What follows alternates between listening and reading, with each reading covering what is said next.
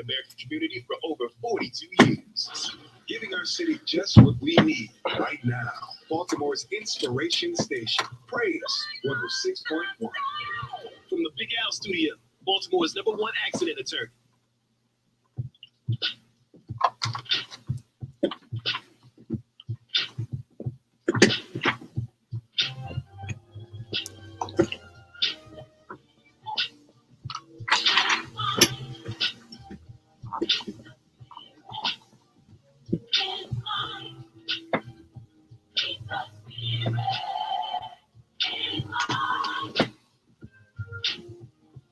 Welcome to the Spirit in Mind broadcast with your hosts, Bishop C. Guy Robinson and Dr. Jonathan Shepard, where we explore faith and mental health perspectives on current affairs. Let's get into today's discussion with the Spirit in Mind. Well, hello, everyone, and welcome to Spirit in Mind, where we discuss current affairs with faith and mental health perspectives. I'm Bishop Guy Robinson, and I am blessed to be able to have this time of sharing with you for another edition of Spirit in Mind. Listen, you want to let someone know that it is time for Spirit in Mind. We're live from Praise 106 Studios right here in Baltimore, Maryland, and streaming. Let someone know they can chime on by way of the stream, or they can catch us live here at the studio if they're in the car. Praise 106, Baltimore Praise 106. We have an amazing presentation today and our subject matter, and an amazing guest presenter that we're going to introduce in just a few moments. But we're also glad that, of course, Spirit in Mind wouldn't be Spirit in Mind without my colleague and co-host, Dr. Jonathan Shepard. Great day, Dr. Shepard. Hey, Bishop. Good day to you. How are you, sir? Doing well. How about you and the family? I am doing well. I turned a year older since the last time that we were together. And so I'm feeling it. Happy birthday. Thank you. And Anyhow. Yeah. And today actually is my father's birthday. And so I wish him a happy birthday also. They're out in Los Angeles. And I'll hopefully be joining them shortly with my family. But yes, we are December babies over here in the Shepherd household. All right, wonderful. Happy birthday. Oh, wow, to the Shepard family, father and son. Wow. So listen, let someone know, again, that it is time for Spirit in Mind. You can call in live even. Our call-in number is 443-380-2803. Again, that's 443-380-2803, and you will be live right here with us in the studios of Praise 106, because it is time for Spirit in Mind. Listen, we've been talking since September about embracing seasons of transition, and that is our subject ongoing because, of course, the hymn writer Jenny Wilson was on point when she said time is filled with swift transition. And so we certainly wanted to address that. And we began in September. The changes are part of life. Heraclitus said change is the only constant. Ecclesiastes 3 says to everything there is a season, a time for every purpose under heaven. And of course, the scriptures say, Paul said, we shall all be changed. And so change is a part of life. What is critical to our wellness is how we cope with it, how we embrace it, and how we manage to move on through the vicissitudes, the changes of life. That brings us today to talking about a very particular subject that Dr. Shepard will bring us up to speed on, and then we'll introduce our very special guest who is here today to help us to continue this discussion. Absolutely. And we just want to thank everyone for listening. And I just love the feedback that we continue to get week after week. And our last show had so many different views and just so many different comments. And I'm just so appreciative. So please know that we are thankful that you're listening. I see people coming in right now. And so I'll even give a few shout outs. Good afternoon, Angela Perkins and Cynthia Hackshaw, and all those members who are congregants over where Pastor or Bishop C. Guy Robinson is the pastor, which is at the Tabernacle of the Lord Church, 2100 West Baltimore. You're going over there, he'll do you some good. And if you're in need of direct care services, you can always reach out to me. I do know direct care services within the District of Columbia, where I now serve, and within the state of Maryland. So please reach out to me in need of direct care services. But as Bishop said, we're excited because we have special guests. He's going to introduce our guests. Stay tuned. Those who are streaming, I'm going to be communicating with you. Please call in if you have a question, because we have a guest here who can answer your questions. You know, Spirit and Mind, we're all about making sure our people are staying healthy spiritually, and mentally, and emotionally. Bishop. So, Spirit and Mind family, today we want to talk about specifically a continuation of this subject of embracing seasons of transition. We want to talk about embracing seasons of transition in the form of loss and grief, particularly during the holiday season. And certainly we extend holiday blessings to all of you, our Spirit and Mind listeners and family, but we certainly want to be able to address this critical conversation. And helping us to do that today is our amazing guest. Ms. Annette March-Grier is a native Baltimorean and vice president of a family business that we all know in this DMV area, that is the March Funeral Homes, located in Maryland, Washington, D.C., and Virginia. She is a registered nurse, a mortician, and visionary of Roberta's House, a nonprofit family grief support center founded in 2007 by the March family in honor of their matriarch, Julia Roberta March.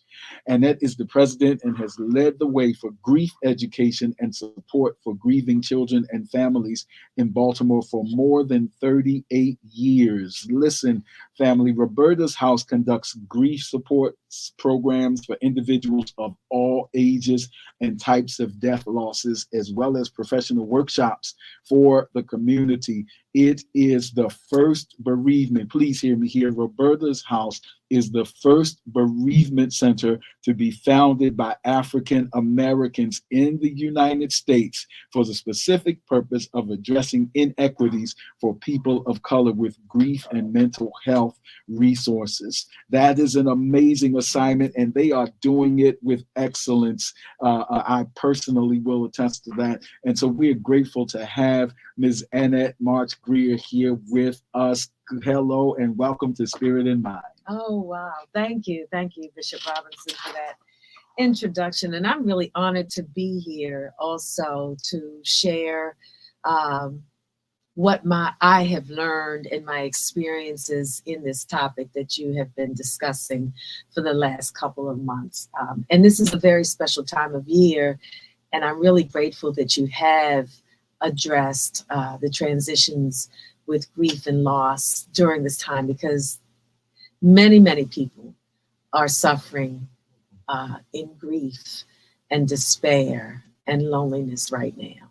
So this timing is perfect. Indeed. So listen, we want to maximize the time with our guest expert here. And so Dr. Shepard is going to take us right into a couple of questions. And again, even as we're discussing, you can call in 443-380-2803, or you can join in by way of the chat line as we are streaming. Dr. Shepard. All right, let's get this train going. So during our series on transitions, we discussed 3 areas that people find themselves in as they journey through life to learn a particular lesson or reach a certain destination. And those zones that we call, Bishop coined well, the familiar zone, the unfamiliar zone, and the growth zone. How does bereavement impact this journey?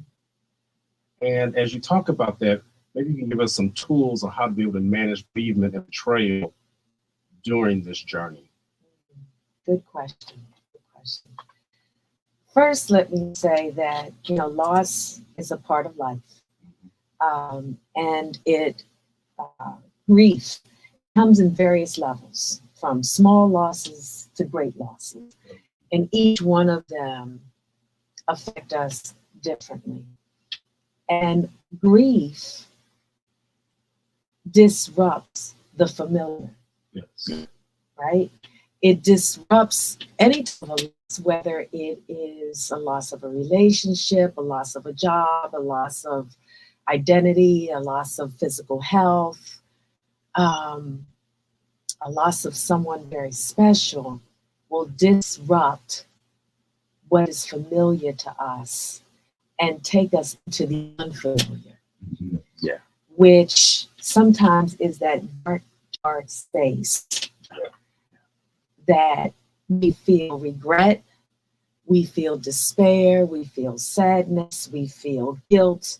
We go through a whole series of emotions trying to understand why this loss had happened.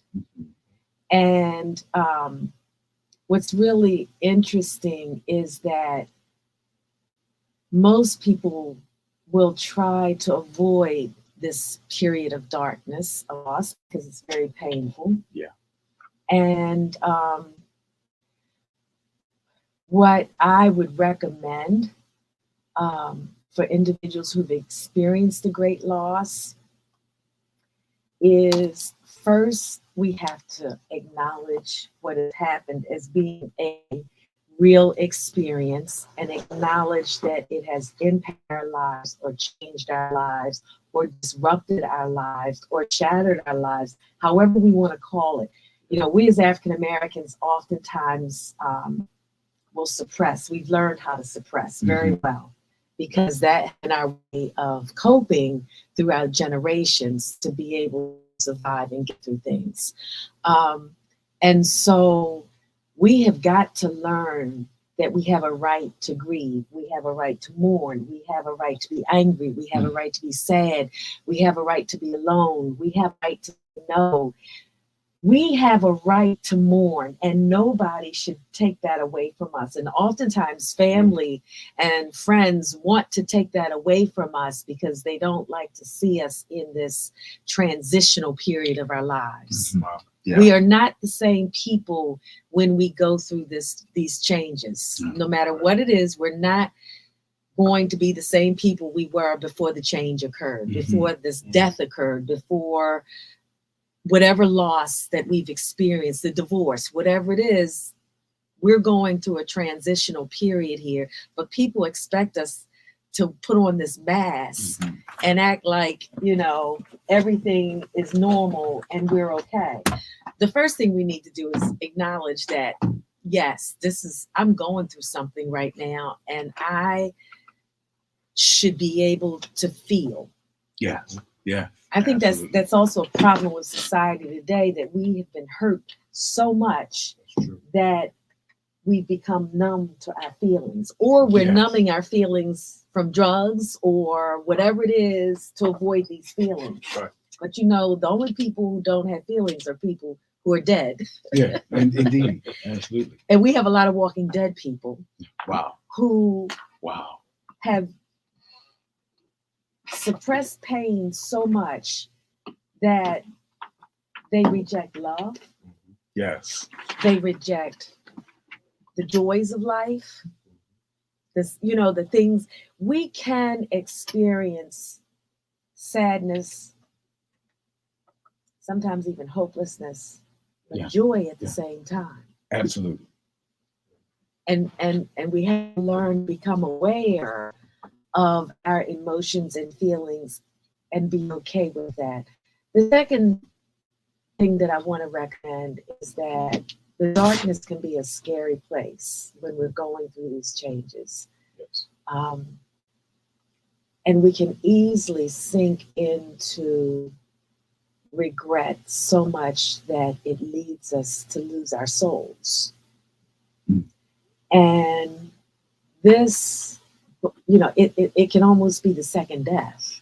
Yeah. The first death might be what has happened to us, but the second death can happen. It can be a death of what happens in us.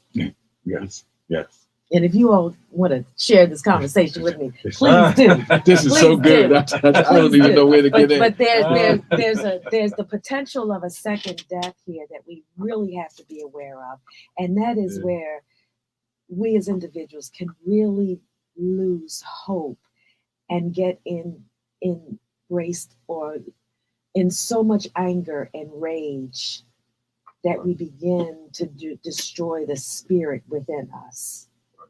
And And here's a choice that we have to make about it.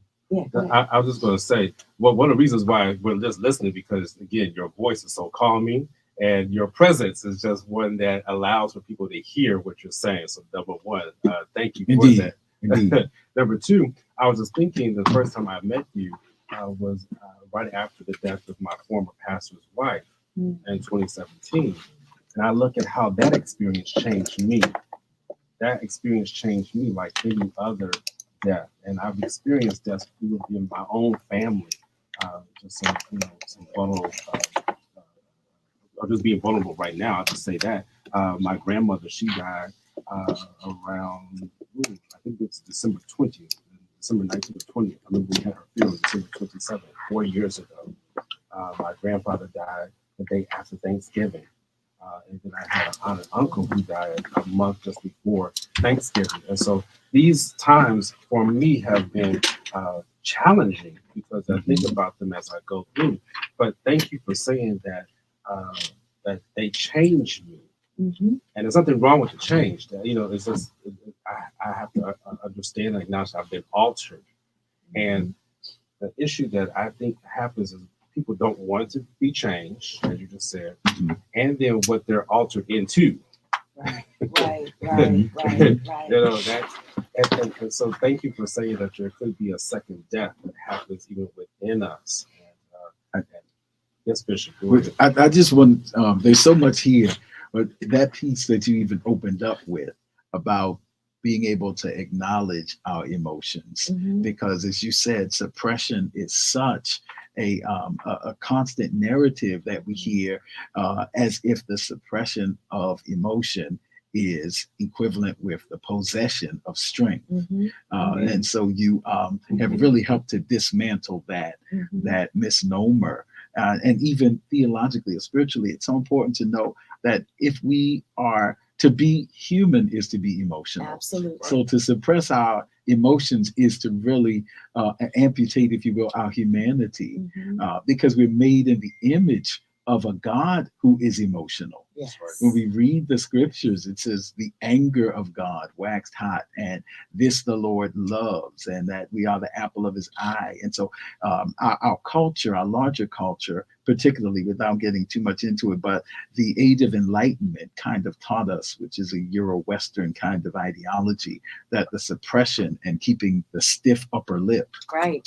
to the point that in our culture, we sometimes even apologize for being emotional. We hear people say, I'm sorry, I got emotional about it. No, that's cultural. You have a right to. Yes. Exactly. Yes. So that was, I just wanted to state there because there's theology to it, there's psychology, and there's anthropology to this moment about being able to embrace our emotions, not suppress them, but own them and be stewards of them and learn how to process them. And we're seeing the harm of our suppression of pain today. With the mental health challenges and crisis. There's so many that comes as a result of not processing and not acknowledging the losses and seeking help. The second thing I want to talk about is, as much as we don't like pain, pain has a purpose. Right. Yeah. Pain, whether it's physical or emotional, lets us know that something is not in balance. Yes. When we get a severe pain in our body, that's telling us that something is not right. That's right. We go to a doctor and find out what's going on with us, and we either get a medication or we go to physical therapy. Whatever it is telling us that something is not balanced. Right. And even with our emotional pain that we might experience, helplessness, fear, anxiety, all of that is saying, maybe our thoughts are not in balance, or what we're thinking is not in balance. Yeah. And loss forces us, believe it or not, when we go through loss, and again, it can be any kind of a loss, it forces us in this darkness to evaluate life. It forces us to think about even the should have, could have, would have. Why did this happen to me? Why my loved one, or am I worthy? Is the world, is God punishing me? It forces us to evaluate our relationships, our purpose here on life in this world. It really, these dark spaces, as dark as they are, forces us to a light, to see the light somehow, or to look for the light. Yeah. And sometimes we have to go through the darkness. Just like they say, you got to have manure in order to have growth in the ground. You gotta have some manure in that earth, some compost in order to grow. And unfortunately, these losses can tear us apart and tear us down. And sometimes people are just experiencing one loss after another, and that is that's trauma. Mm-hmm. Yet we have learned to survive through so many things historically, and recognizing that pain is also something that we have to embrace is part of our grief experience, to learn from it so that we can find opportunities and lessons to learn for growth.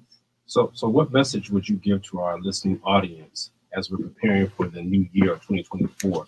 What message would you give to them regarding transitions, regarding how we're managing grief and betrayal? What is that inspiring message that you would give to them today?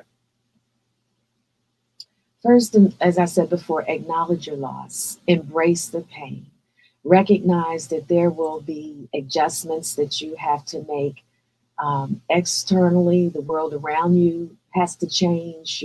Internally, who you are has to be reevaluated and hopefully find purpose. Spiritually, you're going to question. It's okay. You're going to find a new meaning to your life's purpose. And then, it's okay to reach out for help. It's okay to talk to someone about your struggles, your challenges that you're having during this transitions, and look for opportunities for learning lessons in your period or your stress, your losses. With every loss, there's a gain.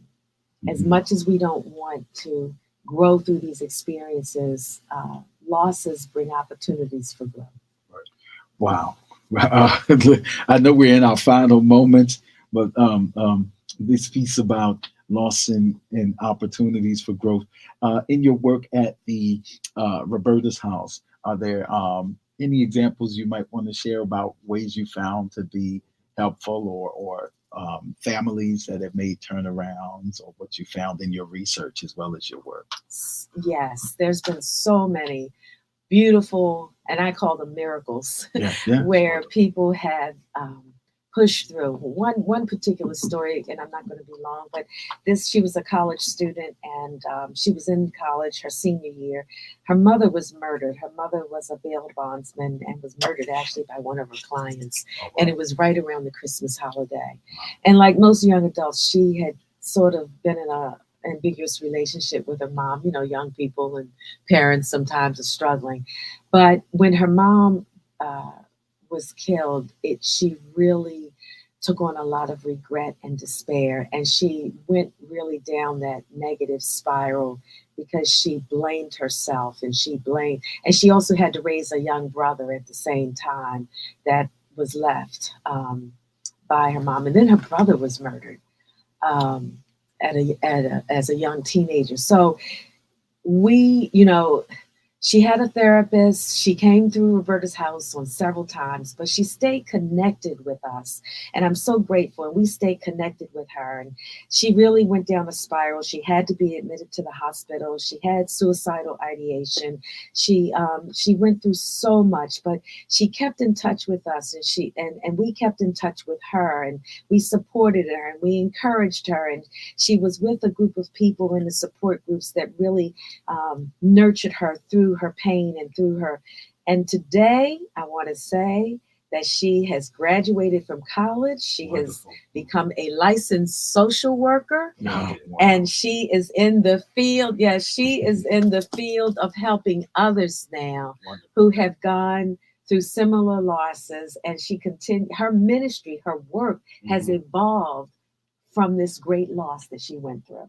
Wow. Wow. We wanted to, because we're in our last couple of minutes or so, really, but we wanted to end on this idea that, you know, hurt is real, but hope is real as well. And there is help and there is hope. Dr. Shepherd's going to say a few words, and then we will close out for our time today. Absolutely. Thank you. This has been an awesome conversation. I'm just looking at the comments. I'm looking at the feed on our StreamYard. And I mean, people are here. They're listening. And thank you so much for this wonderful conversation. We definitely have to have you back. Is there a book that you wanted to? Yes, I wanted to recommend this book for anyone who's going through a great loss right now. It's called A Grace Disguised: How the Soul Grows Through Loss. Wow. And that's by Gerald Sitzer. Yes, he has a beautiful testimony of losing his wife, his child, and his mother in a car accident, and how he was transformed through this experience. Wow. Listen, we certainly want to thank you, Miss Annette March-Grier. She is the visionary and leader of Roberta's House. I want to emphasize the unique institution that has been founded by African Americans, the first of its kind. And we have free services. You got to check out Roberta's House. And we also have individual counseling services. Wow. So listen, so look up Roberta's House. Google it. Roberta'sHouse.org. Roberta'sHouse.org. You heard it right here on Spirit in Mind.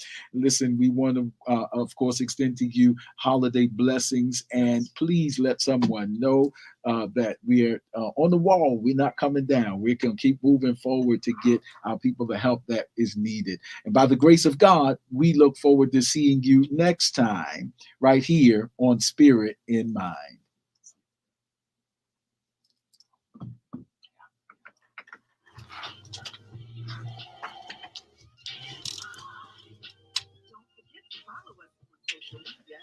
We're on Facebook at Spirit in Mind, and we're also on Instagram at Spirit in Mind Live. Join us next time for a new episode of Spirit in Mind.